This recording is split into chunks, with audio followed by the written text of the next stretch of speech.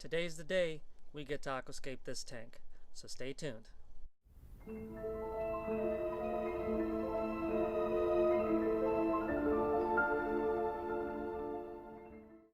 Hey guys, Usama here, aka Professor Fish Tanks, and today we're finally aquascaping the guppy tank right behind me. If you saw the last video, we went to my local fish store to grab some of the aquascaping materials, so make sure you check that video first. So in today's video, we're going to go over the plants I got for this setup, how I'm going to prepare them, and the layout, and then after that, we're going to get started. So let's go. Alright guys, here are the plants. So I was very lucky to get these from a local fish keeper. Her name's Annie, and she had one of the prettiest tanks I've ever seen. The plants were all healthy, really robust, a good looking tank with a nice school of rummy nose tetras and white cloud minnows. It was a really gorgeous tank. So Annie, if you're watching, thank you very much for the plants. Alright guys, so we're going to go over some of the plants I got. Majority of them are the same. I have two kinds of plants. I have Java fern and Anubias. So let me pull out, let's see what I got here. I don't want to damage them. Here we go. So this is Java fern. It's a regular kind. I don't think it's the narrow leaf variety. It is a rhizome plant, so if you see on this side here, that's its rhizome, which means that you can actually attach this to wood or rock. You don't have to bury it in the soil, and it'll grow just fine. You can put it in the soil, but only the roots. You don't want the rhizome in the soil, otherwise it can kill the plant. So I've got a few of these, and another one is Anubias plant. I'm not sure what species it is. I think it's Nana, but it's a bit too big, I think, to be a Nana plant. Right here, it's really big. And it's been growing so well that you can see that it's even flowering, which is really cool. It actually has babies coming off of it. So this right here is a baby. So I'm actually going to cut this off and then plant it so it's its own plant. This is also a rhizome plant. So if you see right here, I don't know if you can see it very well, right here is its rhizome, like on the bottom right there. Right there, basically in this lush root structure. So this plant you can also plant on driftwood or rocks. You don't have to put it in the soil and it'll be just fine. Again, you can put it in soil, but only the roots, not the rhizome. There are countless varieties of Anubias. There's Anubias barterite, there's Anubias nana petite, Anubias nana, certain variations in the leaves. It's a really cool plant and a really easy to maintain plant. All the plants that I have are easy to maintain because I don't have a high tech setup. It's a low tech setup, no CO2, not that bright of a light. So I need plants that can withstand and survive in that type of condition, and these plants are perfectly fine for that. So I have that. I have different sizes. I think this is the biggest size. But I am going to trim these guys down because there are some leaves that aren't doing too well. So I'm going to take those off. I'm also going to trim down the root structure a little bit. And what that's going to do is it's going to allow the plant to create newer, healthier leaves and root structures. So I'm going to show you how to do that.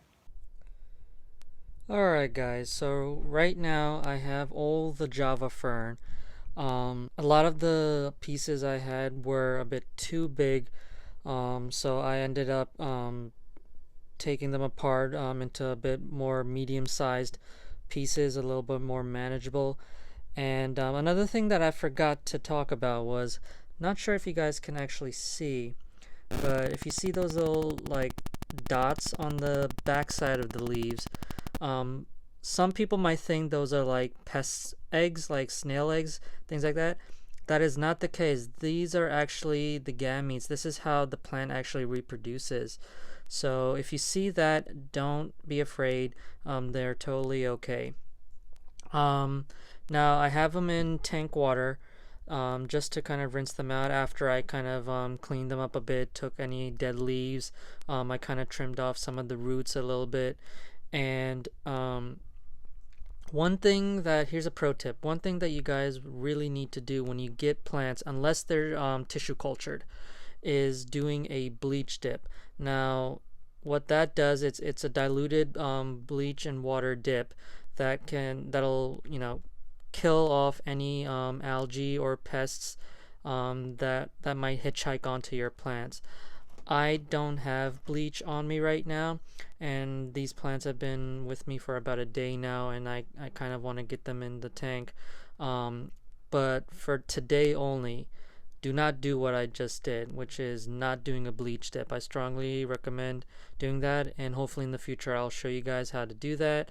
But you can go online. It's a pretty common practice when it comes to plants. But if you're getting tissue cultured plants, you don't really need to do this, because with tissue culture they come pest free, algae free. Alright guys, so I was able to clean up as much as I can with the Anubias. So now it's time to drain the tank. So first things first, I need to take these little guys out. I have a little critter carrier containers that I use to transport fish and to temporarily hold them while I'm doing any sort of maintenance. So they'll go into that, and then I'm gonna drain the tank, take the filter out, take the gravel out, and we'll go from there.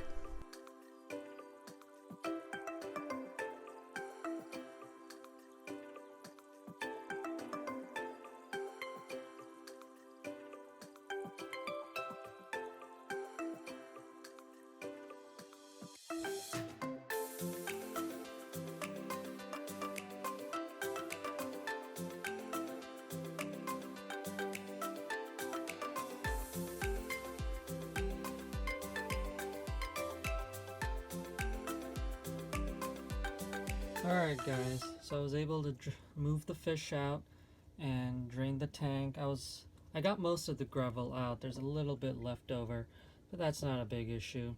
And so our next step is going to be to add the aquarium soil, which I've got right down there.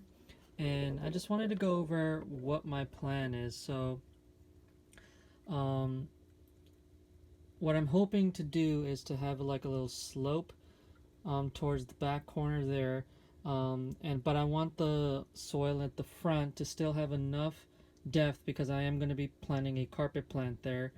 But the majority of the plants, the Java fern, the Anubias, is going to go on that corner, as well as the hardscape.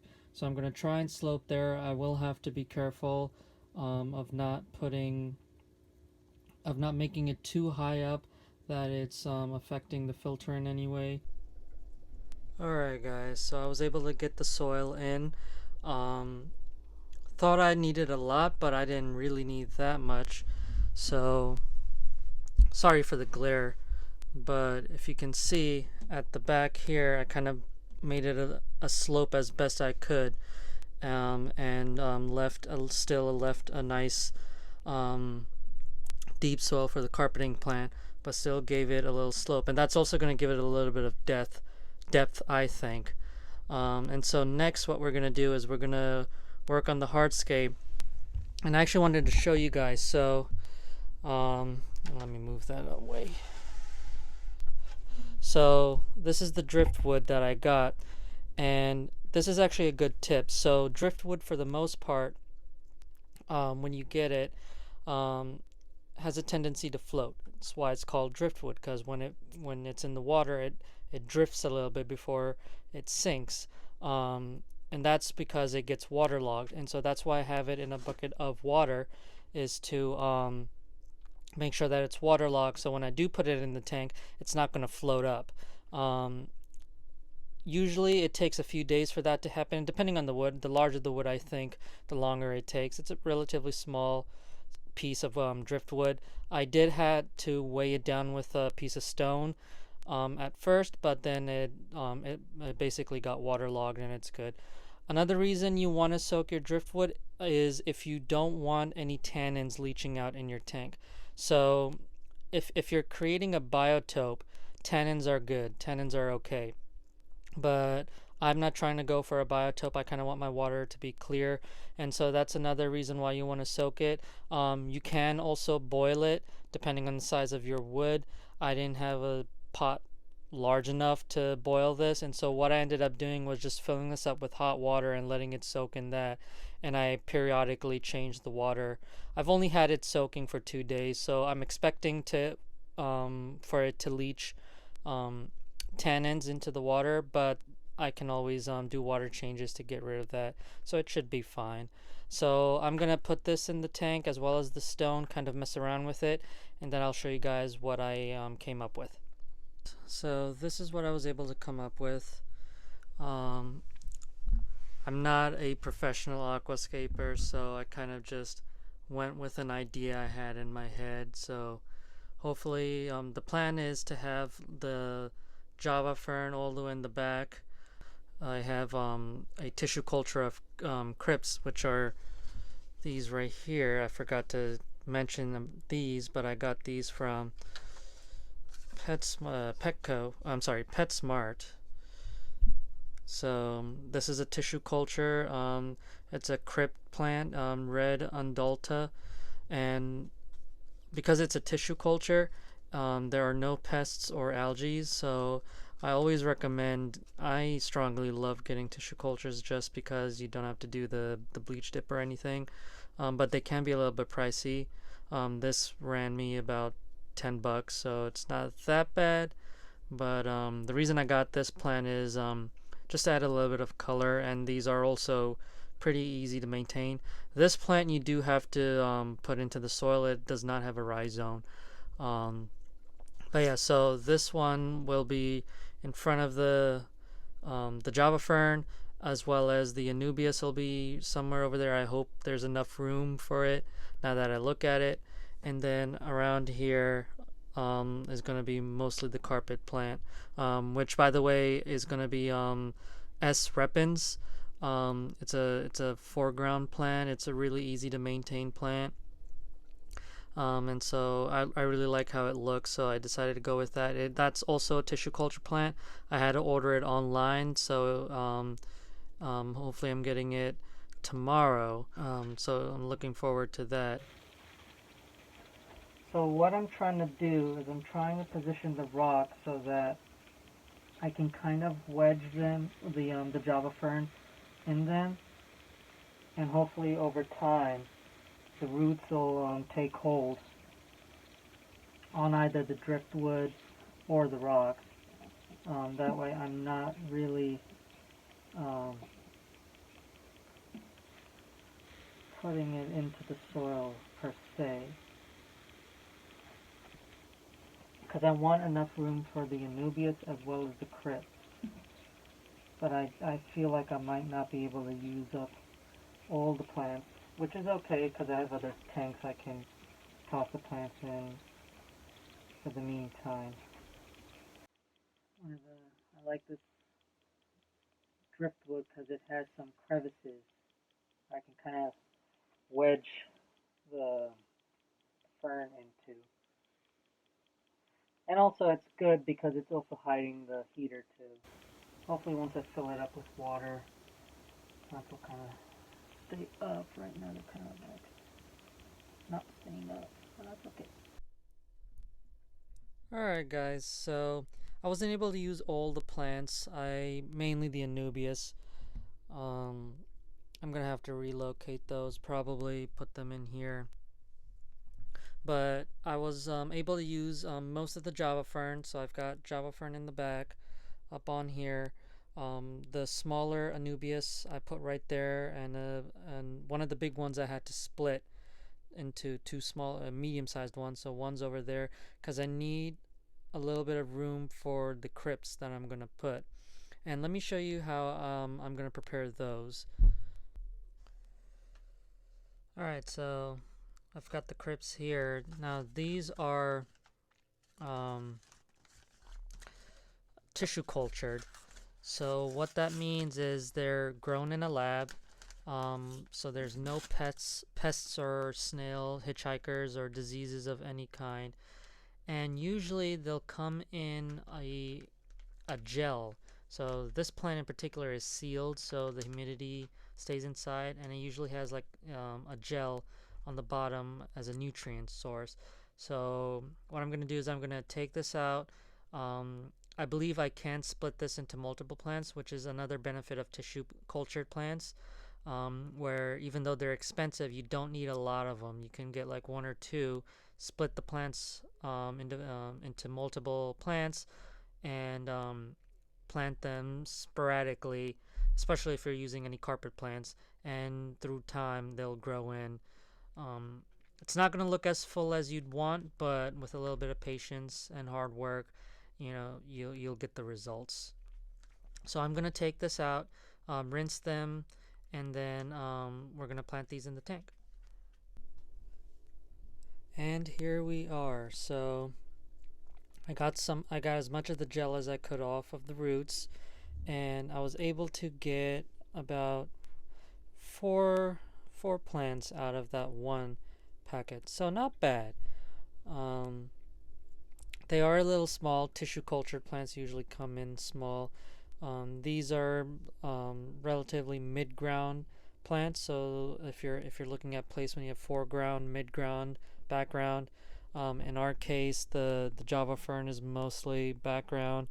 Anubias and the crypts will be mid-ground, and then the repens will be more of the foreground with the carpeting stuff. So these I'm going to try my best to plant somewhere, but also make sure they're getting enough light, because that area is pretty much like dark. So, and that's another thing that I'm gonna have to look into, is if that light is going to be enough or not. I'm a little skeptical, but you never know. So let me plant these guys in. I'm going to use the aquascaping tongs to kind of wedge them into the soil, and I'll show you guys the end result. So remember how I said that I might have to move things around? That's exactly what I had to do. So what I ended up doing was, here, let me go up here. So I made some room in this area to plant all the crypts. That might bite me in the back later on, but we'll see. But hopefully it's enough room for them to grow. So it's an interesting contrast, because hopefully those will bring a little bit more of a reddish color, and on the outskirts you have the plants. So we'll see how it goes. And that's pretty much it. Like I said, the repens hasn't come in yet, and so once that comes in I can put that in. But in the meantime I can fill the tank up and get things running. So let's do that. Okay, so after multiple gallons of water, I was able to fill the tank up almost all the way. There's just a little bit left, but I'm gonna use the water the guppies are in to top it off. But yeah, so after filling it up, it actually looks really nice. I like how it came up. We'll see how things progress. I am skeptical about the light, to be honest with you, but we'll see what happens. I'm more than happy to change the light if I need to, but if I don't, then that's even better. But that's what it's looking like right now. It is a little bit cloudy, but once the filter is running, so I within the day, after a whole day, it should be cleared up, and hopefully by the time I get the repens in, it'll be clear enough. So let's see what it looks like in a day. Alright guys, so it's the next day, And as I thought, the last plant has just arrived, the S. repens from Buse Plants. It's an online store. I strongly encourage you guys to check them out. Not a sponsor, but I've been trying to find this plant as a tissue culture for a while. There's the plant, Sterigin repens, aquatic farmer, and let's see what we got in here.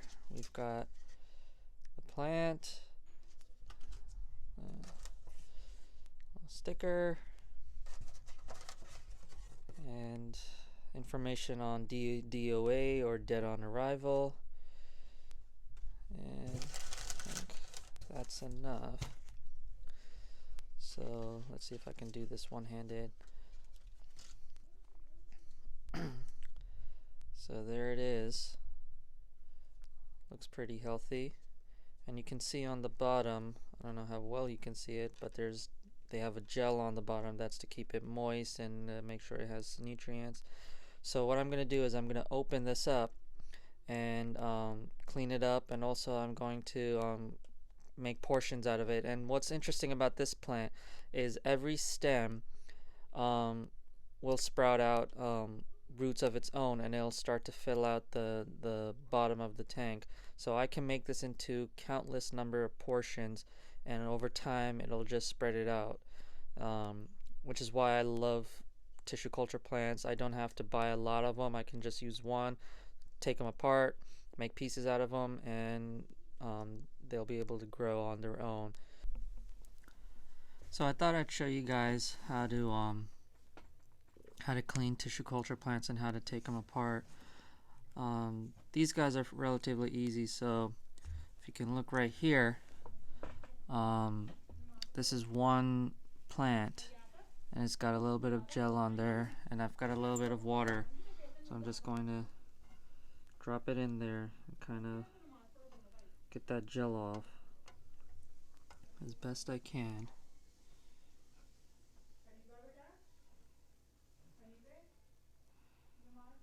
And one of the benefits is my tank is not that large, so I don't really have to make multiple portions.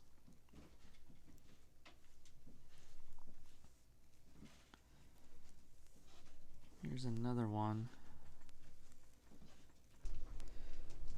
Alrighty, so after cleaning them up and making as many portions as I can, I've got 1, 2, 3, 4, 5, 6, 7, 8 portions, which, to be honest with you, is enough. And also the tank's cleared up pretty well over the night, so it's looking really good. Guppies are doing well. They've actually colored up a little bit, which I was kind of expecting because of the darker surroundings. So now I'm gonna plant these guys in and see how it looks after that. And here we have it. So it was a bit difficult to get the plants to stay in. I would strongly recommend planting this when there's not much water in the tank. Maybe wet up the soil a little bit and then fill up the tank. I had to do it while the tank was filled and they kept floating up, but I was able to wedge them in as soon as possible. So now as the plants grow, they're gonna have runners that are gonna spread throughout the bottom of the tank, and it's gonna hopefully fill this entire thing up. And as the plant grows, I just have to trim it down just to make sure it doesn't grow too large, but it normally doesn't. And what's interesting is the trimmings, as I trim them off, I can actually replant those and it'll create new plants as well. So that's a culturing tip for you guys on how to culture these plants. So yeah, so that is the setup as it looks right now. So that's pretty much it, guys. The tank is aquascaped. It looks great. I like it for now. And I'll be excited to see how these guys react to it. If you guys like what you see, please hit the subscribe button. share with your friends, hit the bell notifications, and like I said, comment down below. What plants did you guys like? What plants would you guys like to learn about more? What kind of plants would you have changed? And until next time, guys, stay safe, and I'll see you next time. Take care.